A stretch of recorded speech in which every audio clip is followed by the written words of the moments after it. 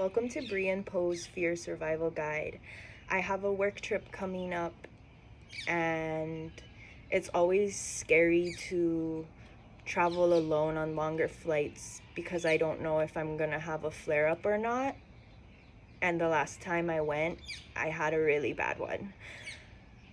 And I came home okay, and the situation, the circumstances are a little bit different this time, but the fear is still pretty strong. So I'm gonna walk you guys through how I handle that so that it doesn't hold me back, in hopes that you guys can kind of figure out a little routine for yourselves for your day-to-day when you feel that stress and anxiety pulling on you.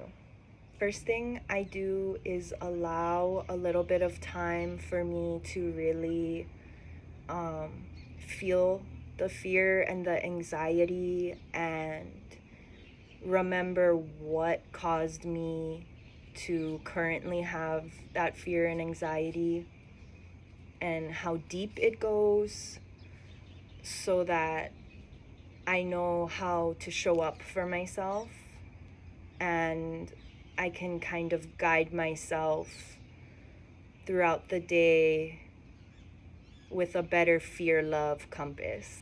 The next thing that I do is make sure that I eat and drink water, and then I'll get done whatever I need to for the day, not what I think I need to do, like, oh, I gotta do all these things, I need to get it all done.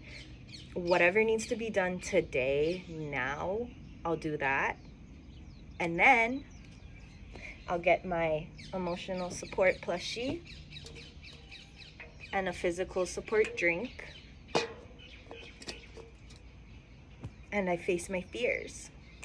So since I'm gonna be facing this fear regardless of if I prepare or not, I kind of want like a little plan. So first I make a list of things that I didn't have last time that I have this time that will help keep me safe and comfortable. The compression socks and the tummy compression leggings, that'll all help with my circulation and blood flow. And then the heart pillow will help support my back and my neck, and whatever in the moment that needs a little bit of support, that's what I'll use. And then the anxiety meds, just in case I do have a flare-up, to keep me calm, because if my heart starts racing due to my condition and anxiety, I have a higher chance of passing out. It can be really hard to eat when I'm traveling or just out and about really busy, because I have so many food allergies, and also it's kind of hard to like settle down sometimes. So I want to make sure that I can bring like snacks that I can just nibble on to make sure that I'm keeping my energy up, but also not having to force myself to eat, because that can... I need to make sure that I bring a snack that I'm not allergic to this time, because oops. And I'm gonna bring my hat that my bestie gave me because it makes me feel safe and hidden a little bit. So just by making this list, I already feel more prepared. Now that I have what I need for the comfort, for the scariest part of it all, I'm gonna branch out to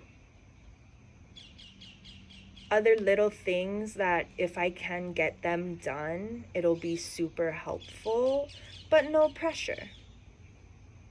Next, I make my list of actions that helped me out last time that inspired me on other options that can also help me. So, like the TSA pre-check, drinking coffee on the flight, earlier flight time, calling my previous trusted taxi driver that just so happened to give me personal contact while I went last time. Wheelchair service for landing since the airport is so big, even though my disability is invisible. All of these things help me feel more confident and secure in myself that whatever I need, there's an option for it. There's something that will help me. I just gotta ask for help. Since we can only do and control so much, I also make a list of people that I trust to talk to during a flare-up.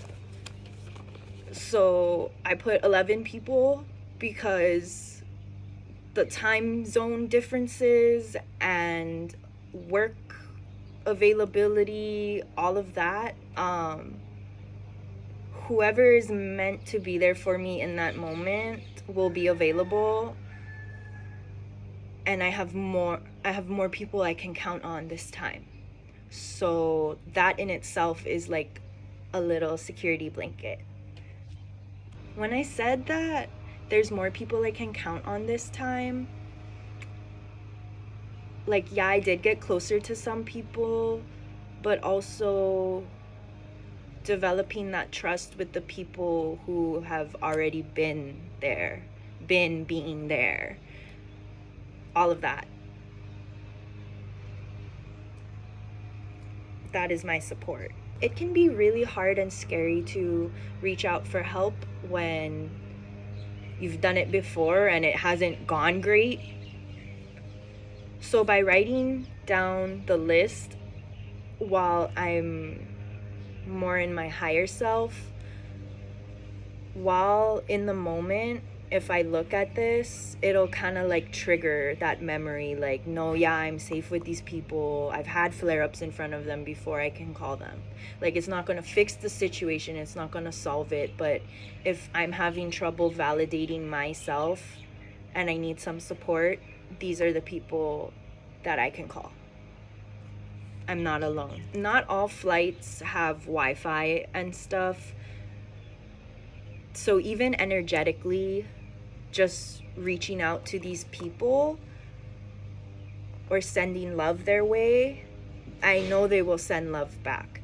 And that in itself is enough. When it's hard to open up and talk about what's actually going on, just that little bit can help push you out of your comfort zone to open up, to shine. I don't know what the hell. To wrap up the process, to put the bow on the present or whatever, I'll make a list of all the things I'm excited for the reasons why I'm doing this work. Like, yeah, it's work, but it's beautiful. That's how I do it.